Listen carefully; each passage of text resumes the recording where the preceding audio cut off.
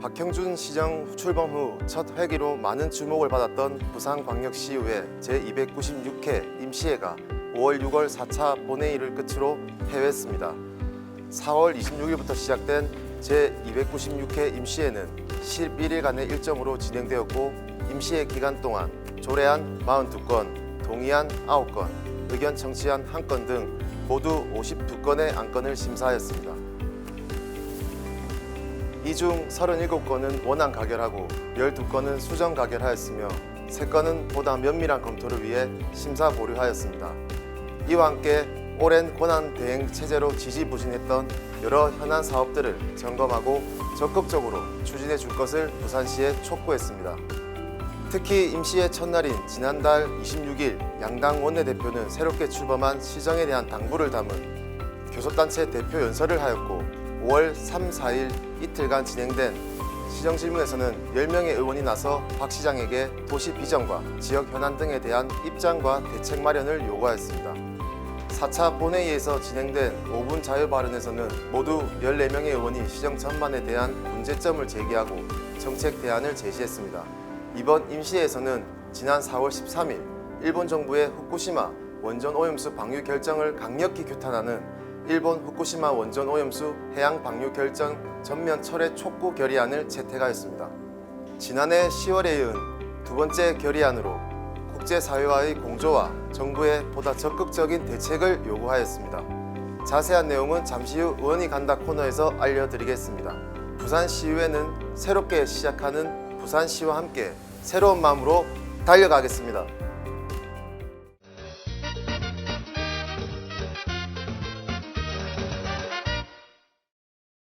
일본 정부가 마침내 후쿠시마 원전의 방사성 오염수를 바다에 버리기로 결정했습니다.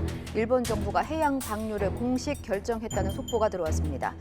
지난 4월 13일 일본 정부는 후쿠시마 원전 오염수를 30년에 걸쳐 태평양에 방류하겠다고 발표했습니다.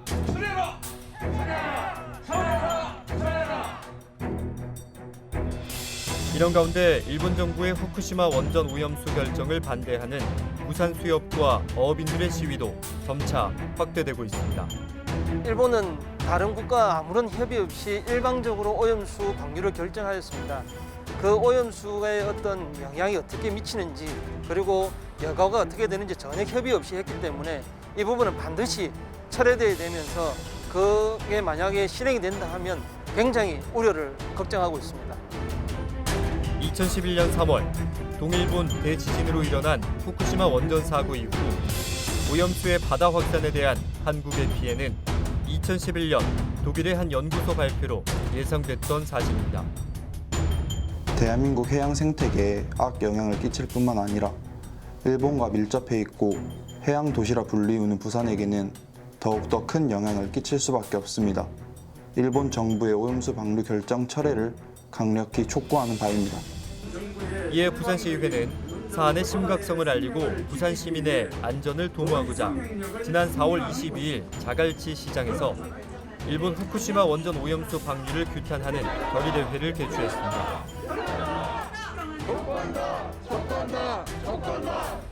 일본 정부의 일반적인 원전 오염수 방류 결정에 결사 반대하며 이를 저지하기 위해 정부, 국제사회와 함께 총력을 대응해 나갈 것입니다. 전 세계인의 안전과 해양 환경에 불가역적인 손상을 초래하는 무책임한 행동입니다.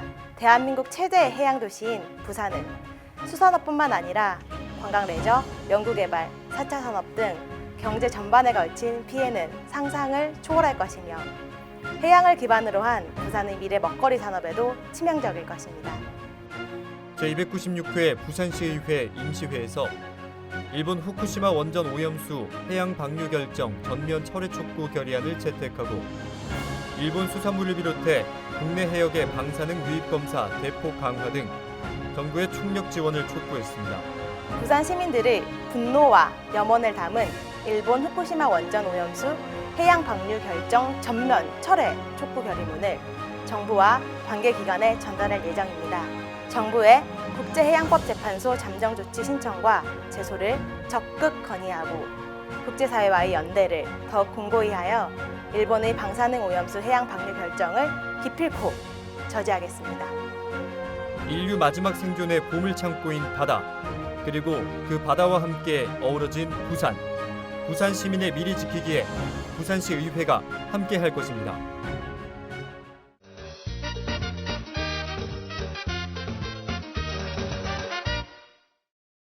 장애인들을 속여 외딴 섬으로 데려간 뒤 여러 해 동안 노예처럼 부린 이른바 염전 노예 사건의 가해자 3명이 실형을 선고받았습니다.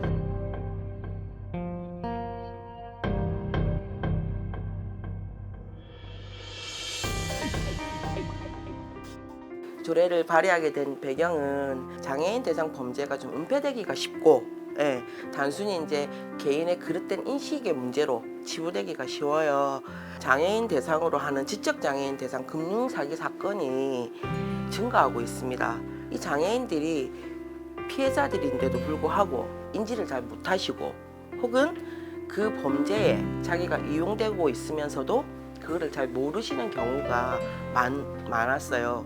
장애인 범죄 예방 교육이 좀 절실히 필요하고 재발 방지를 위해서는 꼭 필요하겠다 싶어서 이제 부산광역시 장애인 범죄 예방 및 피해자 지원에 관한 조례를 만들게 되었습니다.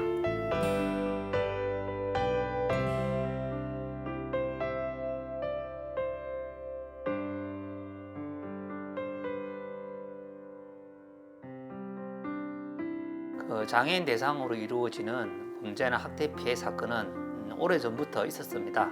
이른바 염전 노예 사건이나 축사 노예 사건 등 장애인을 경제적으로나 신체적으로 착취하는 사건이 언론에 적지 않게 제기되었습니다. 실제 접수되는 장애인 학대 의심 사건에 대한 조사나 학대 피해 장애인에 대한 사후 지원이 상당한 품이 들어가고 있기 때문에 실제로 예방 활동에는 많은 어려움이 있습니다.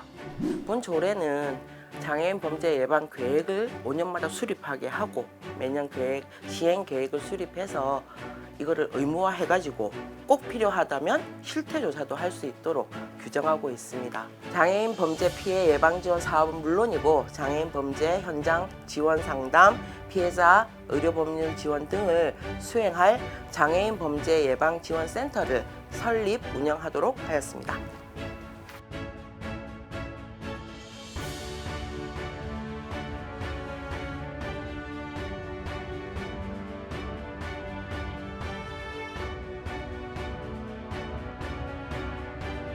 장애인 범죄 예방지원센터 등의 건립이 이루어진다면 범죄나 학대 피해 장애인에 대한 지원이 좀 더 풍성하게 이루어져서 지역사회에서의 장애인 인권이 좀 더 보호받을 수 있으리라고 기대하고 있습니다. 이제 조례가 제정됨으로써 좀 보다 체계적이고 안정적으로 정책을 추진할 수 있는 기반은 마련된다고 생각합니다. 범죄 현장 지원이라든지 예방 매뉴얼 만들어서 교육을 한다든지 그리고 장애 특성에 맞는 피해자 지원이 될 수 있을 거라고 생각합니다. 시의회에서도 시와 함께 장애인 범죄 예방과 재발 방지를 위해서 장애인 범죄 예방 지원 센터를 잘 만들도록 하겠습니다.